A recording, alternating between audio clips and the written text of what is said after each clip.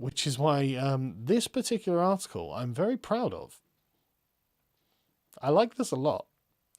UKIP's Carl Benjamin is not sorry for MP rape comments. Now, the rape isn't even in inverted commas, so BBC, again, I'm going to have to see what I can do about all this, because it was an anti-rape comment, wasn't it? But anyway, a YouTuber turned UKIP candidate who said he wouldn't even rape a female Labour MP has refused to apologise. Yeah, let's not leave her name out. It's Jess Phillips. Everyone knows who she is, and she's like Marmite, just like me, in fact. Carl Benjamin wants to stand as an MEP, blah, blah. At a news conference in London, Mr. Benjamin accused media outlets of smearing him. You're proving my point. You are exactly proving my point. But what I like about this is that you have to actually print things that I said, right? And I completely stand by absolutely everything I said there. Literally every single word. I would have said it again. And I'll say it again tomorrow. I'm not going to apologise for my crimes against political correctness. I hate political correctness. And I do. It is, was it Hitchens who said it was fascism parading as manners? I completely agree. His use of Twitter in 2016 hit the headlines when he responded to Labour MP Jess Phillips' concerns over threats of sexual assault by saying, "I wouldn't even rape you, feminism is cancer." Well, that's true. Let's just go back to 2016, using Ella Whelan, a columnist for Spike, as a quick reference point. And Ella Whelan is fabulous on so many of these issues. She described Yvette Cooper's, and this is what Jess Phillips was supporting in the new campaign, as an insidious attack on online freedom. Well, if a woman's saying it, don't take it from me, a man, a dirty, evil man. You know, I mean, if a feminists have got to speak to anyone, let's speak to a fellow woman here and take her advice.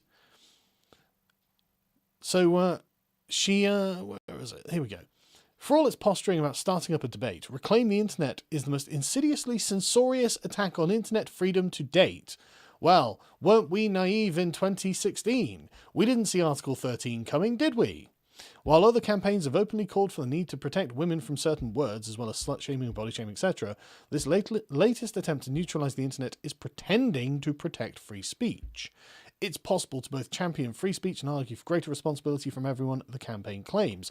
But as Spiked has long argued, and Spiked has been the most reliable on this issue, I swear to God, Spiked and The Spectator are the only outlets that I have any respect for anymore. And I would definitely do interviews with them if they wanted to know why I do what I do. If free speech is to be genuinely free, it must be absolute, with no ifs or buts. Please, can we take a moment to applaud Saint Whelan, because seriously, that is precisely my opinion on it. What Reclaim is really saying, if it's not absolute, then it's not free speech. It is privileged speech. Agreed. What Reclaim is really saying is, yes, free speech for us, but not for the people we don't like. And that is the opposite of free speech. Free speech has to be for the people you don't like. You don't need to worry about free speech for people who are not saying something controversial or unpopular. There's no need. It's never going to be attacked because it's not controversial or unpopular by definition. But because it is unpopular and controversial, it has to be protected, or we don't have free speech. Not that we have free speech in this country, but you know what I mean, in principle. In other words, in the interest of protecting free speech, we must limit it.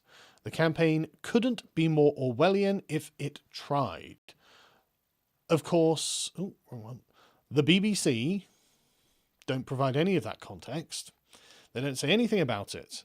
The context no longer matters, as Count Dankula found out.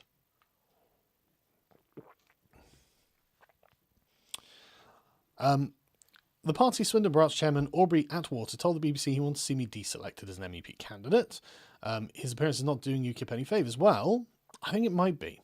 I think it's just quite a shock to the system. Because after the press conference, all of those people on the stage came up to me, shook my hand and said, "Thank you so much for that. What you did there was wonderful." Because it was. I think what was most important was to show the press that we will not be cowed by them. We are not afraid of them, and we will not be whipped into position by them asking us pointed questions and shaming us in front of the nation. We can speak back now. And I think that's a really important point that, again, I'll get onto slightly later. Batten just rejected this, saying, well, there are people who want to deselect me. It's called politics, obviously. And I have to say, I hold no ill will to Mr. Atwater here. I think he just doesn't really know. I think he's a bit of an older type and doesn't really know exactly what the problems are here. But as you can see here by Army of Feminists, this is where it's starting to get good. Benjamin accused journalists of being dirty smear merchants. Excuse me, BBC, that's a misquote. It was dirty, dirty smear merchants, you dirty, dirty smear merchants. I'm not answering your questions, and I'm not apologising for anything. I'm not. Speaking at the weekend, Batten said that Mr. Benjamin's comments were satire, blah, blah. Miss Phillips, the MP for Birmingham Yardley, who's acting like the victim. And honestly, look, just think about this, right? Who's punching down here? You know, who's punching up and who's punching down? Is it just some guy in his office in Swindon who's, you know, the one with all the institutional power here? Or is the MP for Birmingham Yardley, who's running an insidious Orwellian campaign of censorship and preventing men's issues from being debated in Parliament, the one with the power here? Why is she acting like she is weaker than I am? And what's funnier is that this just legitimizes my influence, presumably through the arguments that I'm making. The force of them, I think, is incontrovertible and irresistible. And this is why I think they want me censored and deselected and removed from the dialogue. They can't argue this point. There is no question of the fact that men in this country are failing. They are falling apart.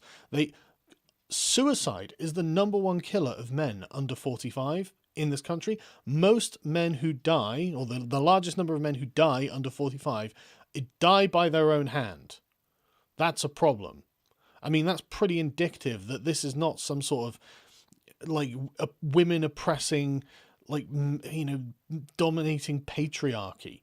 If men are killing themselves more than anything else, I think we really have to start seeing men not as the oppressors of women, but as people who are being, frankly, mistreated by feminists in Parliament like Jess Phillips. This is my opinion on that. She said it was right for the UKIP leader to have been challenged on the issue. Pfft, bring it. Adding she was considering getting an army of feminists to campaign in the area Mr. Benjamin was standing. Jess, I call you out. I challenge you to come to Swindon tomorrow or Bristol on the 23rd or any of these other dates.